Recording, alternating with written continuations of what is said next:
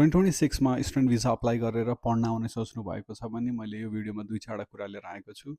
यदि हजुरले भर्खरै +2 सक्नु भएको छ या त ब्याचलर सकेर मास्टर्सको लागि अप्लाई गर्ने सोच्नु भएको छ भने 2-4 फ्याक्ट हेरौँ है त यो वर्षको। 2026 मा नेपाली स्टुडेन्टको भिजा रिजेक्ट गर्ने ट्रेन्ड नै चलेको छ।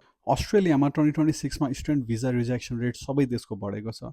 तर त्यो मध्ये पनि नेपालको चाहिँ 65% भएको छ फेब्रुअरी 2026 को रिपोर्ट अनुसार। यो वर्ष युएसको पनि रिजेक्सन रेट हत्तै बढेको छ। 25 देखि 40% सम्म फर्स्ट एप्लिकेन्ट भनेको चाहिँ पहिलोचोटि यदि हजुर F1 भिजा अप्लाई गर्दै हुनुहुन्छ भने 25 देखि 40% एप्लिकेन्ट्सहरूलाई रिजेक्ट गरिन्छ। अनि युकेमा पनि 2024 मा 2% रिजेक्सन रेट अहिले चाहिँ 2026 मा आइसक्दा 16% भएको छ। अनि मैले यिनीहरू तीनटाको मात्रै किन इक्जाम्पल दिएको भन्दा क्यानाडा अरू युरोपियन कन्ट्रीहरूले पनि यही देशको मोडलहरू फलो गर्ने भन्ने जस्तो कुराहरू गर्दैछन्। त्यहाँको कङ्ग्रेसम्यानहरूमा पोलिटिकल्ली पनि त्यही इन्भाइरोमेन्ट आएको छ अहिले धेरै जसो देशहरू। मैले यो कुरा हजुरहरूलाई डराउन दिनलाई भनेको पनि होइन, हजुरहरू केसको सामना गर्दै हुनुहुन्छ त त्यो बुझ्नको लागि मात्रै हो।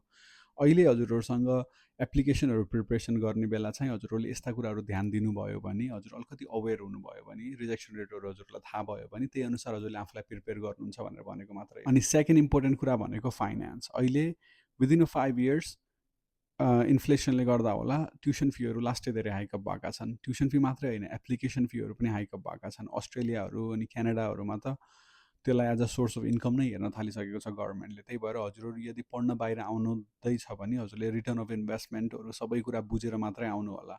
र मैले नेक्स्ट भिडियोमा चाहिँ कुन मेजरहरूले इन्टरनेसनल स्टुडेन्टहरूलाई अलि धेरै हेल्प गर्छ या त इम्प्लोइमेन्ट रेट कुन मेजरको चाहिँ धेरै हुन्छ भर्सेस कुन मेजरको चाहिँ कम हुन्छ भन्ने कुराहरू लिएर आउँदैछु। त्यही भएर प्लिज कमेन्ट गर्नु होला यदि हजुरहरूलाई के त्यसको बारेमा जान्नु मन छ भने। Stay tune, thank you, by by.